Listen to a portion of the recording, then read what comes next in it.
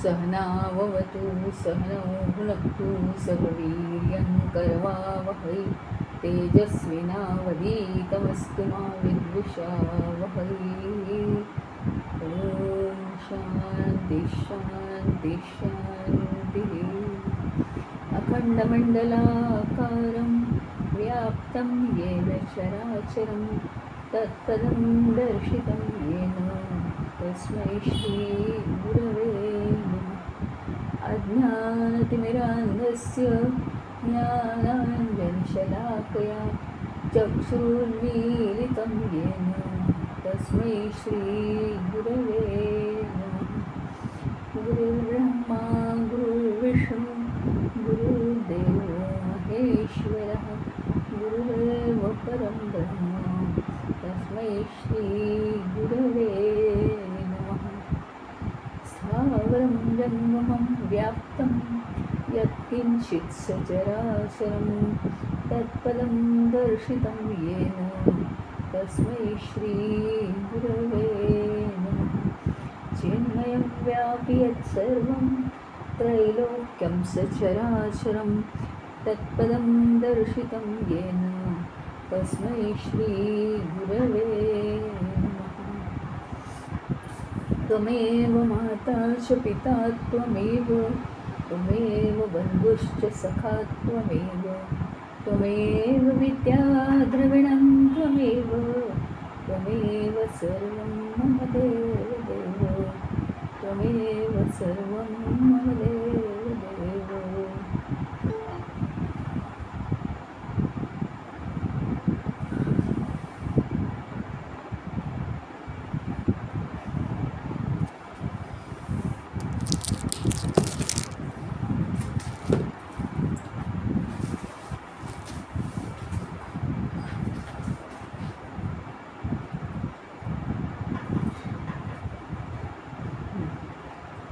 आता आपण प्रश्न बघणार आहोत।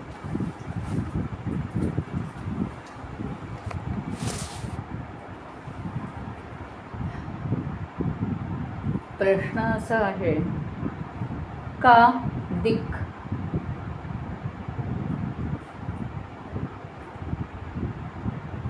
दिक् म्हणजे दिशा, मार्ग, पथ, रस्ता।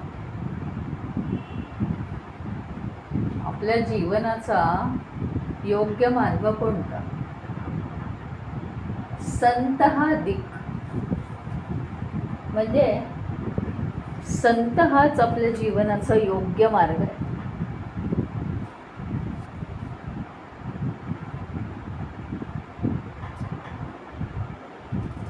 तर ते कसं?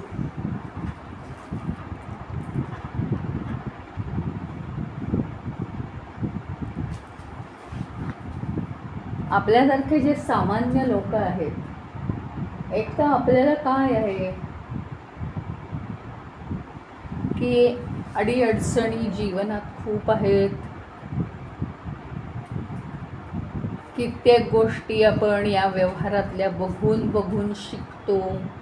ट्रायल आणि एरर मेथडनी थोडं चुकतो, थोडं नुकसान, थोडा फायदा, असं करत करत आपण शिकतो।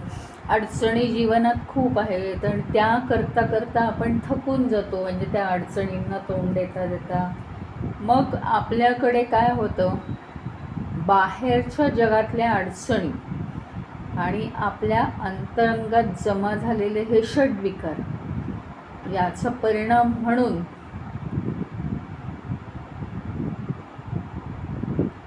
आपण भ्रमामध्ये सापडतो। भ्रम निर्माण होतो डोक्यात। खऱ्या सत्यापर्यंत वगैरे ती तर भाषाच नाही, म्हणजे जाऊच शकत नाही तिथपर्यंत आपण, कारण आपली कपॅसिटी, आपण पंचमहाभूतात्मक असल्यामुळे एकतर षड्विकार आपल्याला ग्रासतात आणि दुसरी म्हणजे गोष्ट की बाहेरही काय आहे, बाहेरचं जग हेही पंचमहाभूतात्मक असल्यामुळे तिथंसुद्धा आपल्याला कोणत्याही गोष्टींनी पूर्णत्व मिळाल्याचं समाधान मिळत नाही. त्यामुळे आपण तर रस्ता चुकण्याचाच प्रश्न असतो नेहमी. आपल्याला सरळ सरळ मार्गदर्शनाची गरज आहे. आणि मग ते कोणाचं मार्गदर्शन हवं, कोणता रस्ता आपण चोखाळायला पाहिजे. तर संत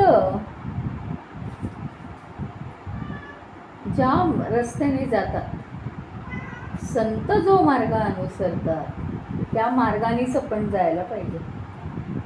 आता असं का सांगितलेलं आहे, असं का सांगितलेलं आहे, त्याच्यातनं एक प्रमुख गोष्ट आहे की संत कसे असतात माहिती का. आपण का चुकतो, आपली एक चूक होण्याचं एक महत्त्वाचं कारण म्हणजे मला यश का येत नाही, कारण मी काही पण करत असते ना ते माझ्या स्वार्थासाठी आणि त्याच्यात माझी आसक्ती असते, म्हणून मला यश येत. आपण एकदम अनासक्तपणाने केलं, निस्संगपणे केलं आपण तर यश येऊ शकतं. म्हणजे उदाहरणार्थ दुसऱ्याचा जर प्रश्न सोडवायचा असेल, आपल्याला दुसऱ्याचा प्रॉब्लेम सॉल्व करायचा तर आपण अगदी सहज संपतो, कारण त्याच्यात आपल्याला आसक्तीच नाही आहे ना, मुळी काही कठीण वाटतच नाही. तू असं कर, तसं नको करायला हवं आहे, असं आपण लगेच सांगतो. पण इतकं सोपं आहे का मग? आपल्या स्वतःच्या बाबतीत निर्णय घेण्यात का सोपं नाही, तर आपण त्या बाबतीत आसक्ती आपल्याला स्वतःविषयी, आणि त्या आसक्तीमुळे आपल्याला आपला मार्ग चुकतो. म्हणजे लालसा राहते, आपल्याला आसक्ती राहते आणि मग आपण निर्णय नीट नाही घेऊ शकत. याच्यासाठी आहे ना डॉक्टरचं वगैरे उदाहरण घेतात बघा. तर डॉक्टर हार्ट सर्जरी करतात, एवढ्या हार्ट सर्जरी करतात आणि सक्सेसफुल करतात बरं का. पण एखाद्या डॉक्टरला त्याच्या आईची हार्ट सर्जरी करायची असेल तर तो त्याच्या मित्राला सांगतो की तू माझ्या आईची हार्ट सर्जरी कर. कारण तिथे काय असतं, कितीही डॉक्टर व्हा का आणखीन काही व्हा, तिथे आसक्ती असते आणि त्याच्यामुळे आसक्तीमुळे किंवा भावभावना जर उचंबळून आल्या तर ती सर्जरी नीट न होण्याचा प्रश्न असतो. घाबरल्यामुळे म्हणा किंवा एक्साईट झाल्यामुळे म्हणा. आणि म्हणून काय की आसक्तीमुळे सगळं बिघडतंय. मध्ये आसक्ती असली की आपण बरोबर मार्गावरून चालूच शकत. मग हे कसे असतात संत माहिती का, जगात कशाचीच आसक्ती त्यांना नसते, म्हणजे ते अनासक्त जीवन जगतात. त्याच्यानंतर दुसरी गोष्ट त्यांच्याकडे अशी आहे की ते विवेकपूर्ण वागतात नेहमी. म्हणजे कशाबद्दल तरी फार प्रेम वाटतंय म्हणून ते त्याच्याबद्दल वेगळे निर्णय, असं नाही, नेहमी ते विवेकपूर्ण वागतात. तिसरी महत्त्वाची गोष्ट म्हणजे समर्पण करत असतात ते. जीवनात समर्पण खूप आवश्यक आहे, हे आपण त्यांच्याकडनं शिकतो. म्हणून त्यांच्या मार्गावरून आपण जायचं आणि जीवन सुलभ करणारा असा यांचा मार्ग असतो.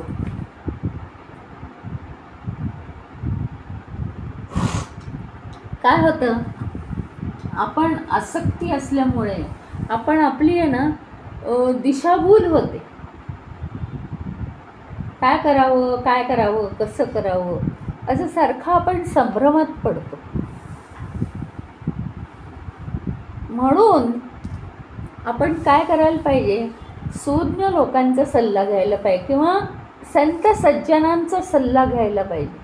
आणि त्याच्यासाठी आहे ना आपल्याला निष्ठा ठेवावी लागेल, विश्वास ठेवावा लागेल त्यांच्यावर.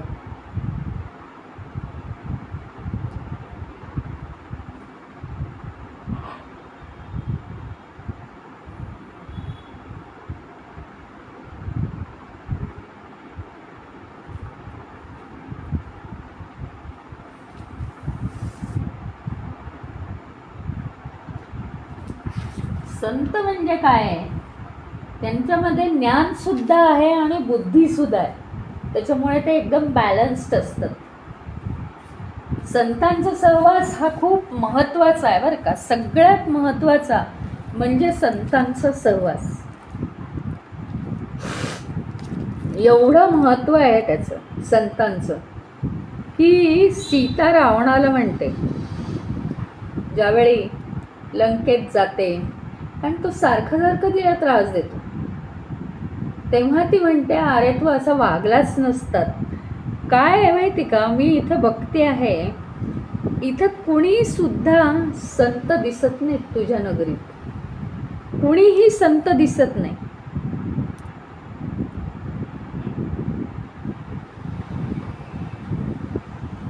त्याच्यामुळे तुझं नशीब खराब आहे. कारण काय तर तुला त्यांचं मार्गदर्शन मिळेल असे संतच या नगरीमध्ये नाही आहे तिथे. नाही तर तू असं वागलाच नसतास. त्यामुळे तुझं मन विकृत आहे, बुद्धी तुझी भ्रष्ट झाली आहे आणि हे तुझं असं वर्तन अतिशय वाईट आहे.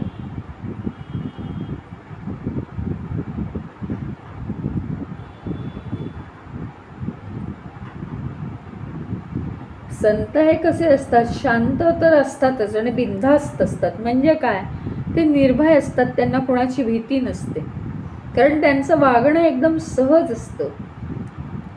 सगळ्यांच्या गुणांशी ते परिचित असतात.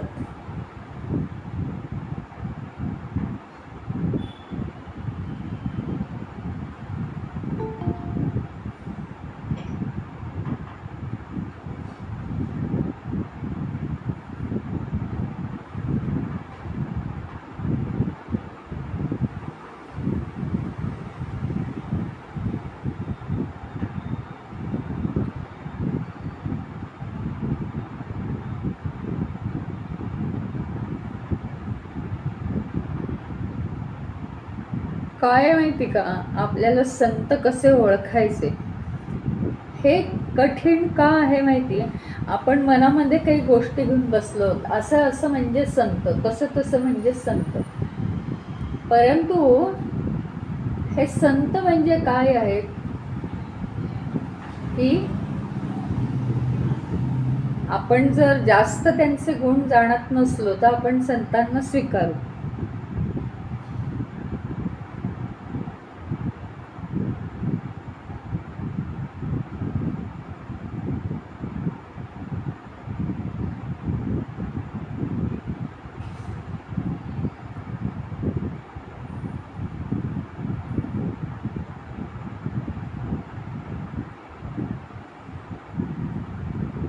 संतांचा परिचय आपण देऊच शकत नाही, कारण आपल्या कल्पनेच्या पलीकडे आहे.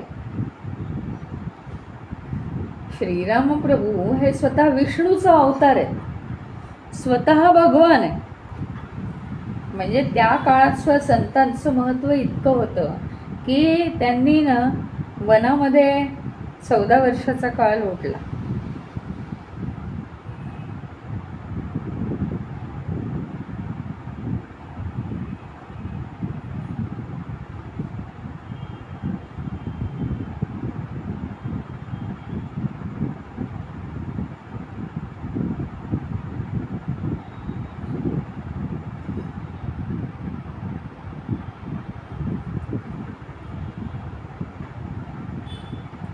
त्या काळात संतांचं महत्त्व इतकं होतं की विष्णूचा अवतार होते हे श्रीरामप्रभू, पण ते स्वतःसुद्धा या अरण्यवासाच्या काळात, वनवासाच्या काळात 14 वर्षांपैकी 11 वर्ष चित्रकूटावर राहिले. त्याचं कारण आहे बरं का.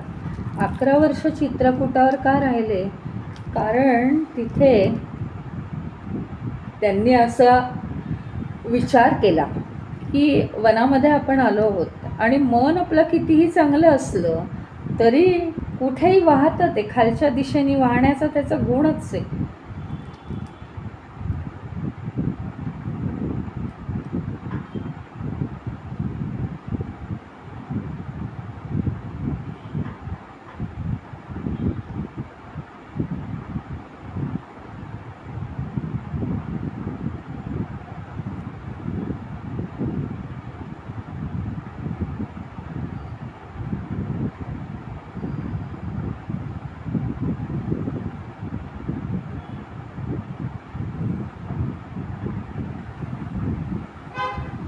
ते 14 वर्षापैकी 11 वर्ष चित्रकूटावर का राहिले? तर त्यांनी ठरवून टाकलं की आपलं मन कुठेही वाहतं, वाईट विचारांकडे वाहतं, म्हणजे मनाचा तो गुणच आहे. पण उदात्त विचारांकडे मनाने वाहिलं गेलं पाहिजे, याच्यासाठी त्या काळात चित्रकूटावर असंख्य संत आणि ऋषी राहत होते.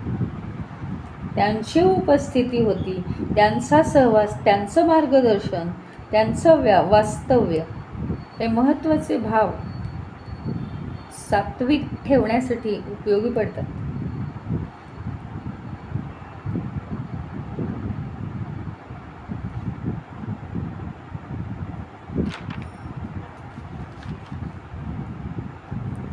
पांडवांनी सुद्धा हे संतांचा सहवास केलेला आहे. बराच काळ त्यांनी संतांचा सहवास केलेला आहे. त्यामुळे त्यांना अजिंक्य पद प्राप्त झालेलं आहे.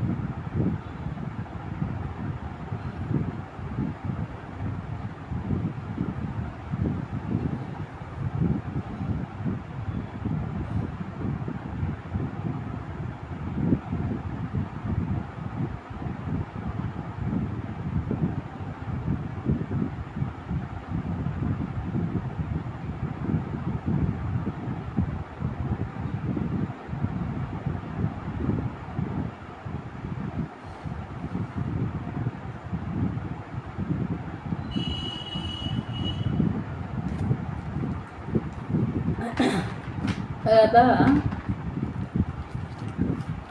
आपण आता हा विचार करणार आहोत की संतांना आपण मानतो हे खरं आहे, मान्य आहे की संतांना मानायचं किंवा संतांचा सहवास अत्यंत महत्त्वाचा आहे वगैरे, हे बरोबर आहे. पण तो सहवास आपल्याला का हवा आहे? त्यांचं स्वभावातून कोणत्या गोष्टींचं आपल्याला मार्गदर्शन होतंय? म्हणजे संतांच्या जागी, संतांच्या हृदयात किंवा संतांच्या ठाई असे कोणते गुण आहेत? आपण ते आपल्यात आणण्याचा प्रयत्न करायचा आहे, पण तरीसुद्धा संत समागम करायचंच आहे आपल्याला. संत आपल्याला हवेच आहे, संत समागम झालाच पाहिजे.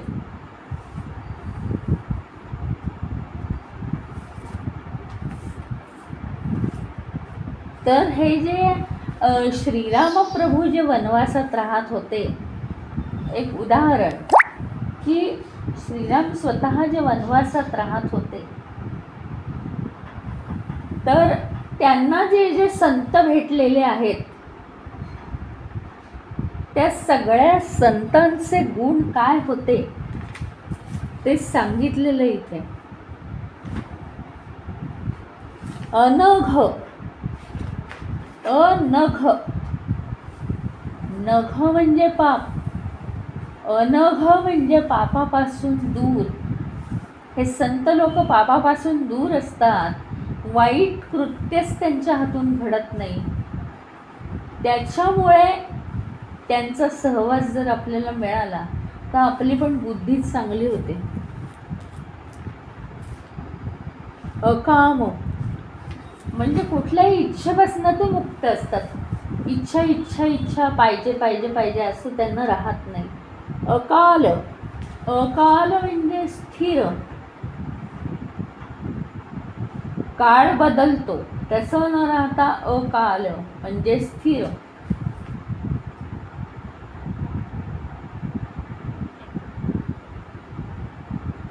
अकिंचन म्हणजे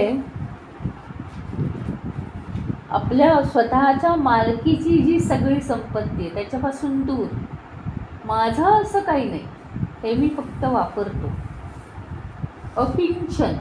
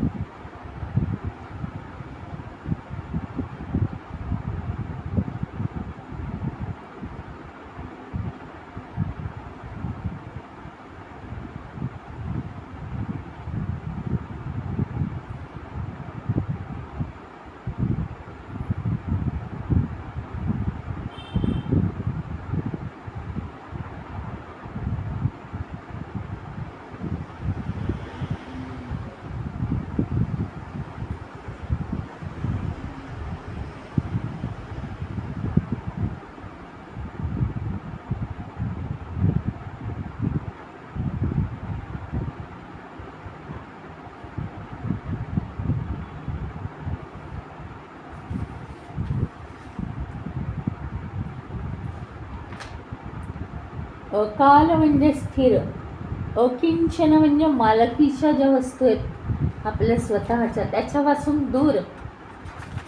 शुची म्हणजे शुद्धता पवित्रता असते त्यांच्या जागी.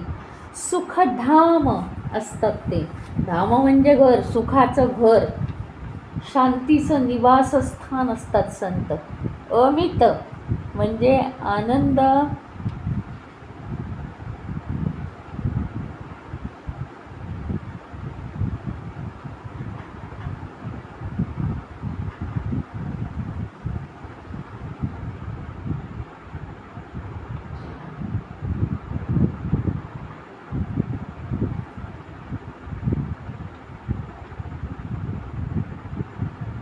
त्याच्यानंतर सुखधाम म्हणजे शांतीचं निवासस्थान आहे ते. अमित, अमित म्हणजे अनंताचं ज्ञान त्यांना प्राप्त आहे. चैतन्याचं ज्ञान प्राप्त आहे. अनिह म्हणजे लालसेपासून दूर आहेत, उदासीन आहेत लालसेबद्दल. मितभोगी म्हणजे आवश्यक तेवढे भोग घेणारे, बाकी सगळं सोडून देणारे. सत्यसार म्हणजे राज्याच्या रक्ताने.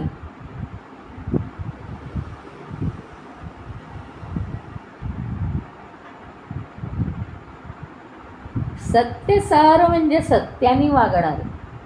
कवी म्हणजे दूरदृष्टी ज्यांना आहे कवीसारखी ते. कोविद म्हणजे उत्तम शिकलेले. जोगी म्हणजे योगी.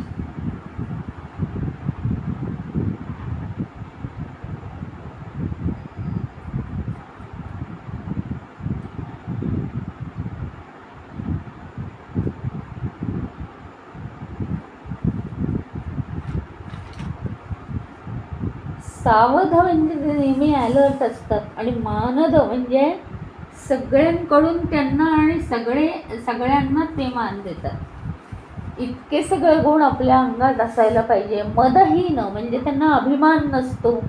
धीर म्हणजे धीर गंभीर शांत स्वभावाचे. धर्मगती याचा अर्थ धर्माचा ज्यांना आधार आहे.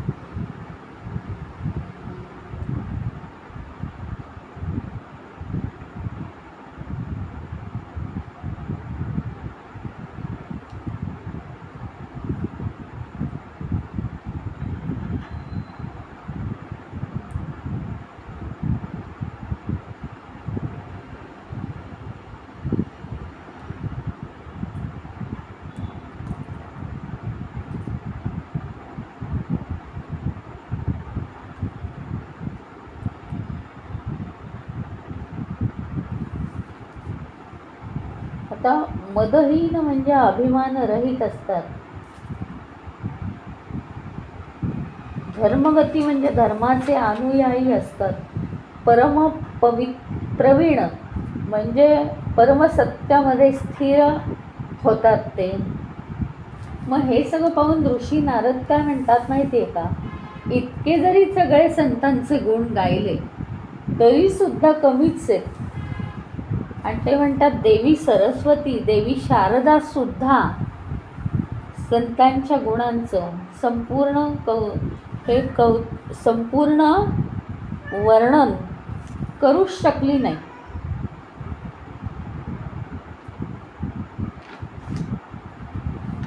इतकं संतांचे गुण उदात्त आहेत.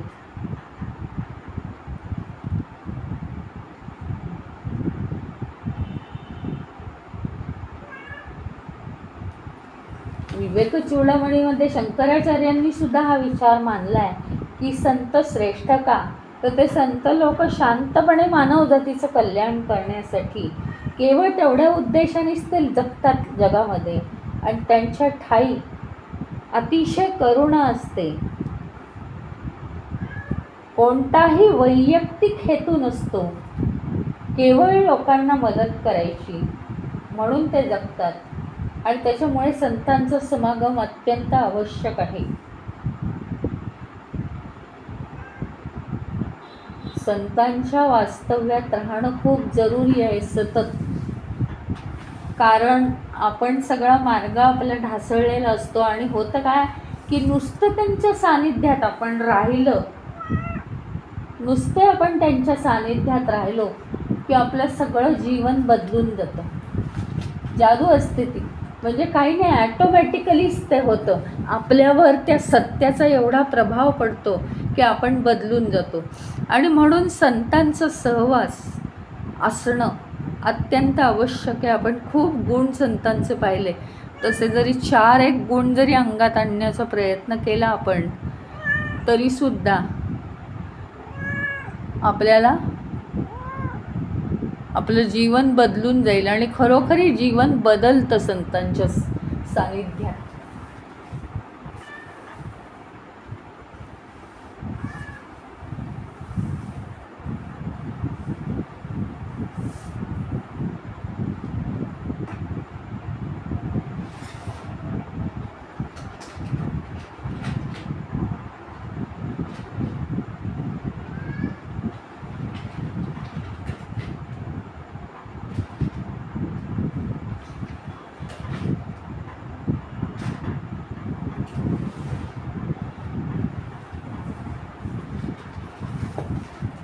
आता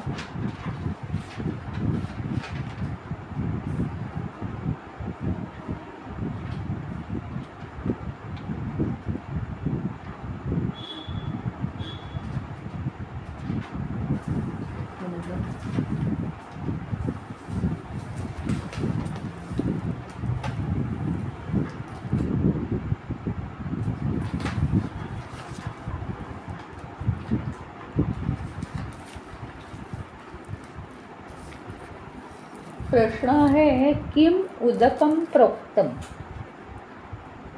जलम आकाशम. उदक म्हणजे पाणी. हा थोडासा सखोल प्रश्न आहे. म्हणजे पाणी जे आहे ते पाणी कशाला म्हणतात कळणार नाही बरं का, लगेच नाही कळणार. जागा म्हणजे पाणी, जागा, स्पेस म्हणजे पाणी. आता हे कसं, हे सिद्ध केलं. पाणी म्हणजे इथे कोणती तरी एक पाणी नाही दाखवत आहे आपण. इथे पाणी याचा अर्थ वैश्विक पाणी. म्हणजे काय, ती जी एक क्रिया आहे काय सूर्याच्या उष्णतेने समुद्राच्या पाण्याची वाफ होते, वाफेचे ढग बनतात, वाफ थंड झाली की ते ढग बनतात आणि मग ढगातून पाऊस पडतो. ही जी एक नैसर्गिक जी प्रोसेस आहे ते पाणी म्हटलेलं आहे, वैश्विक जल म्हटलेलं आहे. ते वैश्विक जल म्हणजे काय, तर जागा म्हणे, जागा.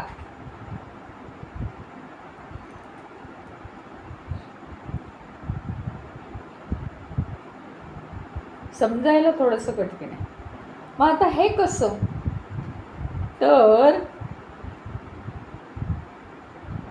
वैश्विक जल म्हणजे काय, तर प्रकट झालेलं जे जग आहे, प्रकट झालेलं जे विश्व आहे, त्या विश्वाचा महाप्रलय म्हणजे वैश्विक जल. वैश्विक जल म्हणजे सगळीकडे पाणीच पाणी. आता हे थोडंसं वेगळ्या भाषेत समजून दिलेलं आहे की वैश्विक जल म्हणजे सगळीकडे पाणीच पाणी होणं म्हणजे महाप्रलय होणं. तर त्याला मग कारण काय आहे, म्हणजे पाणी म्हणजे काय, तर जागा म्हणजे पाणी असं सांगितलेलं आहे.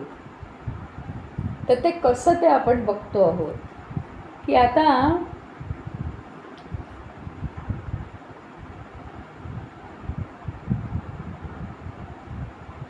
या पृथ्वी तलावरती काय होतं, अनेक गोष्टींचं विघटन होतं. म्हणजे विघटन म्हणजे बारीक कणात रूपांतर होतं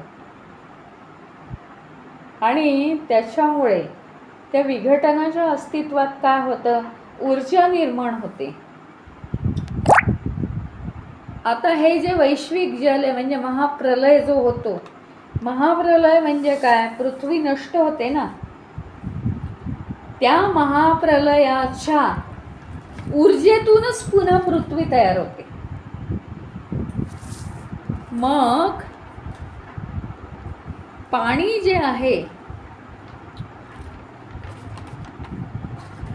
पृथ्वी नष्ट होऊन पाणी तयार झाले. हा म्हणजे पाणी निर्माण व्हायला बघा, या दुनियेत एक गोष्ट निर्माण व्हायला दुसऱ्या गोष्टीचा नाश व्हावा लागतो. साधं उदाहरण म्हणजे दुधाचा नाश झाला तर दही बनतं. म्हणजे दही जर लावलं असेल तुम्ही, तर तुम्हाला पुन्हा त्या दह्याच्या मागे पुन्हा दूध आणि दही दोन्ही नाही मिळत. किंवा लोणी असेल तर लोण्याचं तूप केलं तर पुन्हा लोणी नाही मिळत. तूप म्हणजे तूप, लोणी दिसणारही नाही कुठे. याचा अर्थ काय,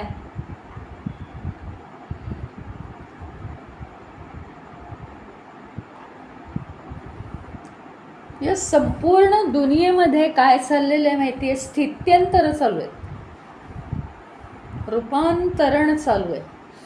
एक गोष्ट नाश पावल्याशिवाय दुसऱ्या रूपात ती गोष्ट दिसू शकत नाही.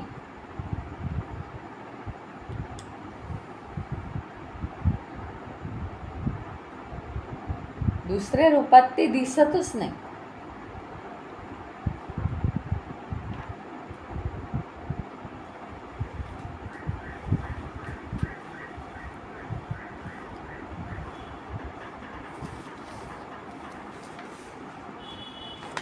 त्याच्यामुळे काय होतं माहिती आहे का, महाप्रलयातून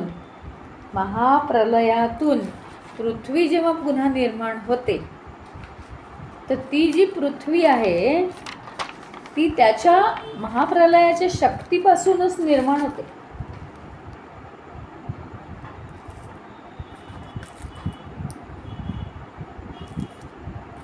एक आपण उदाहरण घेतलं तर आपण असं एक उदाहरण घेते मी, म्हणजे आपल्याला कळेल की हे काय सांगितलंय की पावसाचं पाणी म्हणजे समुद्राचं पाणी. असं जर आता मी म्हटलं तर तुम्ही म्हणाल छे छे छे असं कसं, पावसाचं पाणी काय किती छान असतं, समुद्राचं पाणी खारट असतं. कशा अर्थाने इथे म्हटलंय बघा, पावसाचं पाणी म्हणजे समुद्राचं पाणी. त्याचं कारण काय माहिती का? पावसाचं पाणी जे आहे ते निर्माण होण्यासाठी कारण आहे समुद्राचं पाणी. कारण उन्हाळ्यात सूर्याच्या उष्णतेमुळे समुद्राच्या पाण्याची वाफ होते. म्हणून ही वाफ होण्यासाठी, ती वाफ झाल्यानंतर तिचे ढग बनतात आणि वाफ थंड झाली की तिचे ढग बनतात.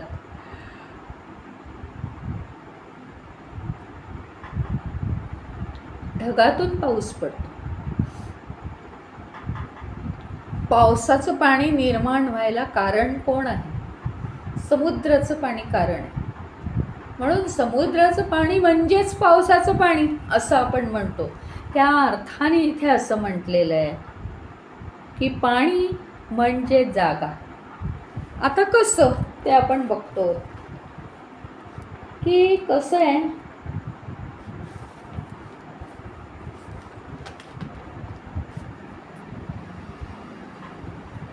त्या आत्ता तुम्हाला उदाहरण दिलं की महाप्रलय होतं. महाप्रलय म्हणजे काय? कुठेही पृथ्वी शिल्लक राहत नाही बरं का. सगळा सत्यानाश आणि सगळीकडे पाणीच पाणी, त्याला म्हणतात वैश्विक पाणी. हां, आता तो जो महाप्रलय आहे, आत्ताच सांगितलं की महाप्रलय जो आहे तो महाप्रलय, त्याच्यातूनच नवीन पृथ्वी निर्माण होते. आधी नाश झालेला असतो आणि जेव्हा निर्माण व्हायची आहे पृथ्वी तेव्हा ती त्या महाप्रलयातूनच निर्माण झालेली असते. म्हणजे पृथ्वी किंवा पृथ्वीवरची जागा ही काय आहे? पाण्यापासून निर्माण झाली आहे प्रलयाच्या.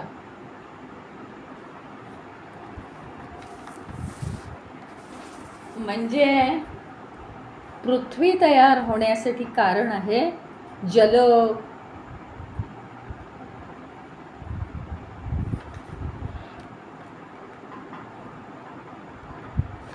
दुसरे मार्गाने हे समजावून घेता येणार आहे आपल्याला.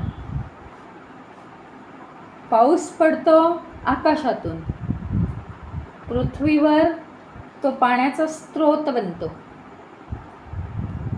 आकाशातनं पडतो, बाष्पीभवन होतं, ढग बनतात.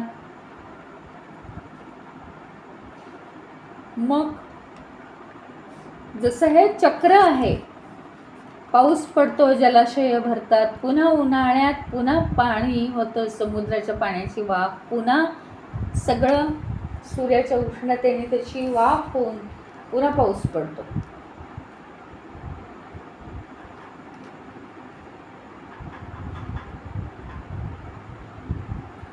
हे जसं चक्र आहे ना, त्याप्रमाणे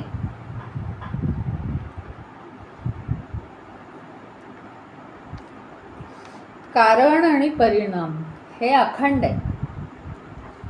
म्हणजे कसं आहे की जीवात्मा असतो, मग तो जीवात्मा काय करतो? कर्म, वासना असं करतो, कर्म करतो. मग कर्म कशामुळे? तर वासनांमुळे निर्माण होतात.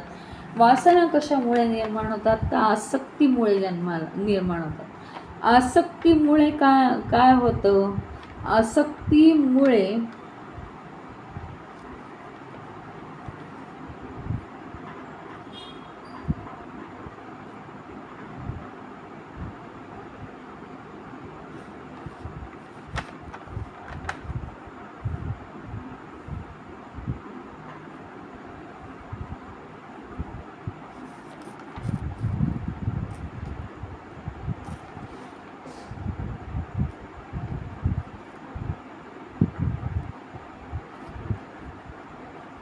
आसक्तीमुळे काय होतं? वासना तयार होतात. मग पुन्हा जन्म, आणि जन्म झाला, ज्याचा जन्म होतो त्याला मृत्यू आहेच. हे जसं चक्र आहे, तर हे चक्र जर आपल्याला मोडायचं असेल ना, तर काय केलं पाहिजे? जीवनात दूर व्हायला पाहिजे आणि अत्यंत उदात्त असं सुख आपण मिळवायला पाहिजे. वासना हेच जर त्याचं कारण आहे, वासना हेच जर कारण असेल तर सगळ्याचं रूपांतर शेवटी दुःखात होतं, कारण अपूर्ण आहे सगळं. म्हणजे आपण आज असं म्हणू शकतो की जीवात्मा म्हणजे काय, तर जीवात्मा म्हणजे चैतन्य. असं म्हटलं तर चुकीचं होईल, पण हा टॉपिक एक्सप्लेन करायसाठी मी सांगते की चैतन्य हे जीवात्मा तयार होण्यासाठी कारण आहे. चैतन्य हे जीवात्मा तयार होण्यासाठी कारण आहे. अगदी आपण जरी साधं घेतलं, म्हणजे शेवटचं एक वाक्य एक्सप्लेन करते तुम्हाला की जर आकाश हे महातत्व, हां, तर आकाश हे महातत्वातून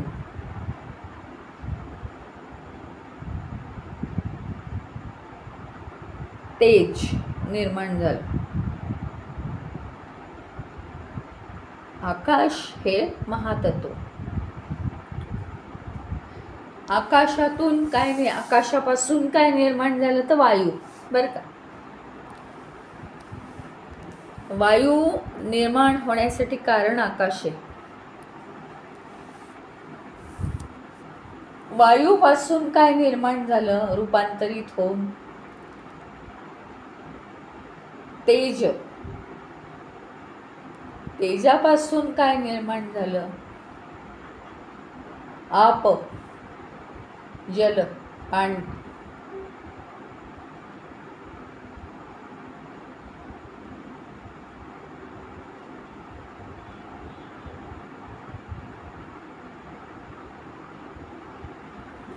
म्हणजे आकाशापासून वायू, वायूपासून पाणी, वायूपासून अग्नी, अग्नी जल, जल पृथ्वी, अशी ही पंचमहाभूत. समजा ए मुळे बी बनला, बी मुळे सी बनला, म्हणजे ए मुळे सी बनला ना. सरळ सरळ सरळ.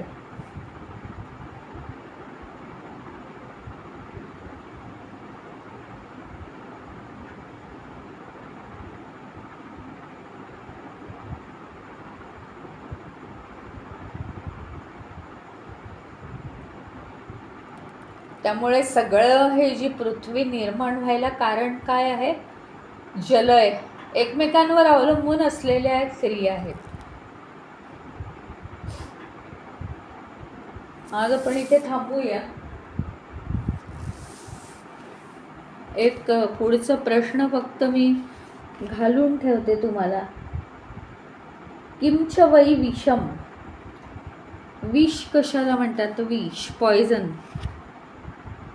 प्रार्थना विषम, म्हणजे आपण आपल्या इच्छेनुसार सारख्या ज्या देवाला डिमांड्स करतो ते आपल्या जीवनाच्या दृष्टीने विष आहे.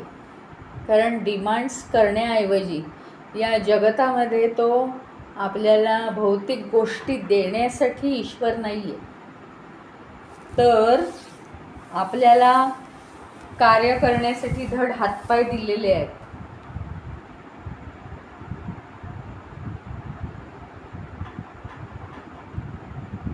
मग ईश्वराला भौतिक गोष्टी कशाला मागायच्या.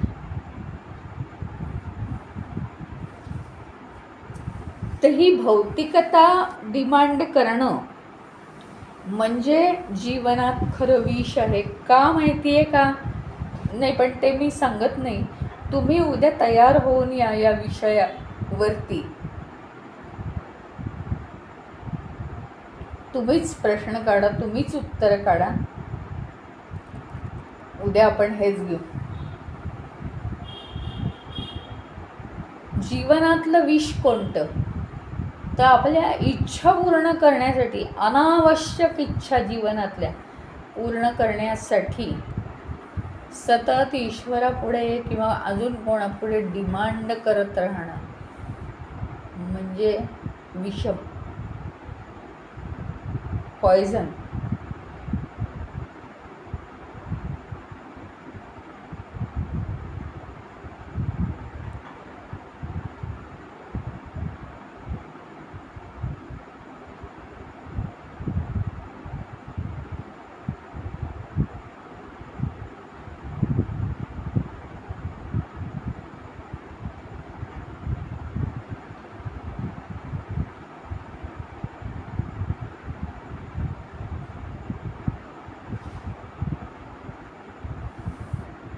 ओम पूर्णमदः पूर्णमिदं पूर्णात् पूर्णमुदच्यते पूर्णस्य पूर्णमादाय पूर्णमेवावशिष्यते.